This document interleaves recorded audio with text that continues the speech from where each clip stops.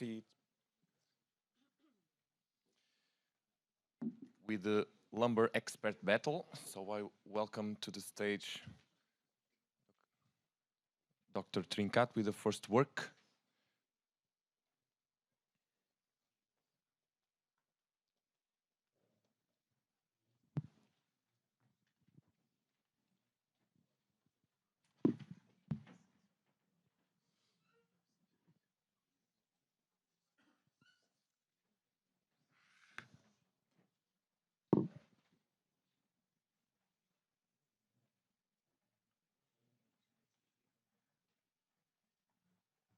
It's for my wife to make her believe that I'm working. And you look very beautiful from there, honestly. So I am Dr. Trincat. I'm an orthopedic surgeon working in a private structure in France, in Nîmes. And today I would like to share my experience with my first 120 UBE cases and present my analysis of my learning curve.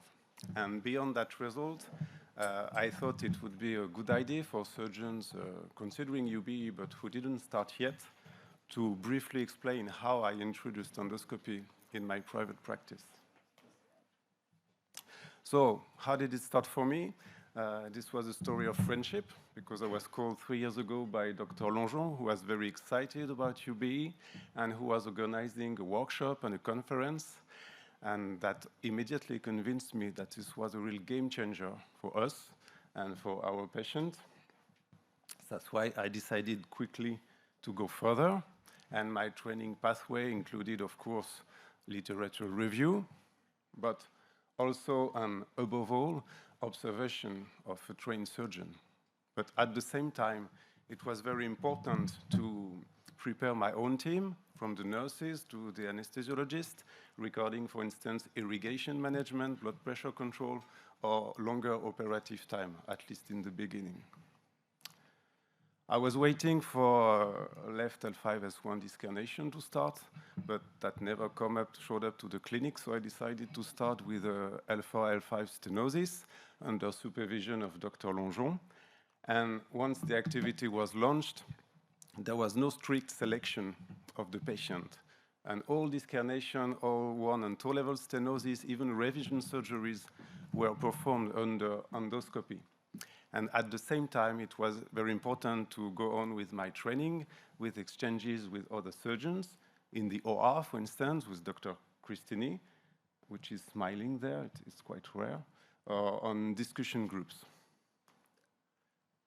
And after 1 year of practice, I decided to look backwards and to evaluate my own learning curve, analyzing the first 120 cases.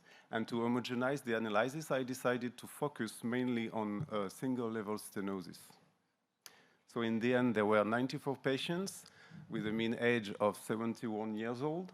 2/3 of them had severe stenosis, and most of them were operated on L4, L5, and L3, L4 levels. The mean operative time was 101 minutes. There was no infection, no neurological complication, no need to open surgery, no need to reoperate for hematomas, and 6 dural tears occurred, all treated intraoperatively with a patch of Tacocil without postoperative complications. I tried to find some connection with operative time, stenosis, and the occurrence of a dural tear, but nothing clearly appeared after the statistical analysis. And the learning curve was first assessed using a piecewise linear regression that showed an early change in performance. But in order to identify a more durable surgical proficiency, we did a cumulative sum analysis of the operative time. And you can see on the curve that there is a peak at 47 cases, defining the proficiency breakpoint, after which there was a significant improvement in operative time. And to finish, we did a specific custom analysis for the dural tears with a breakpoint around 23 cases, with a trend to lower complication, but it was not statistically significant, mainly due to the fact that there was not so many events.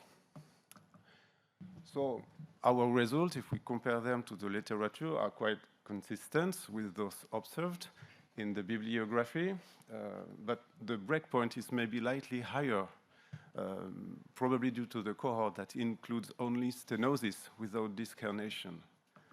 And this is the same for the dural tear rate, which is a bit higher than those observed in the literature, maybe due to the stenosis-only case mix, as most of the series includes both stenosis and disc herniations.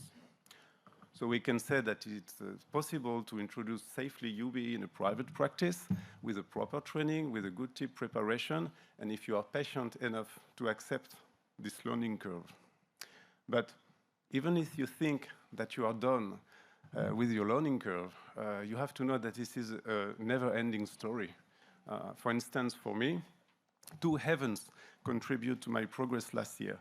The first one was the first masterclass that helped me to expand, of course, my professional connections, and that helped me as well to improve my surgical techniques and turn me into a kind of butterfly hunter. And the second event was a 1-week immersion with Dr. Mankyupak's team in Korea, which was an amazing experience that helped me as well to significantly decrease my surgical time.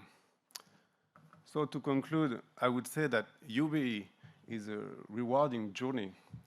Of course, the first step is always the hardest, but you can safely introduce endoscopy in your private practice, even if you are a solo surgeon, because in fact, nowadays, you are never alone, thanks to the social media and thanks to the worldwide UBE community. I'm sure that you will be able to find a surgeon who is going to help you with your beginnings. Thank you.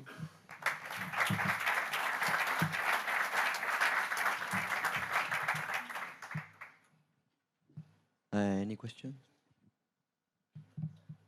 Thank you. We are very strict with the time, so we move to the next.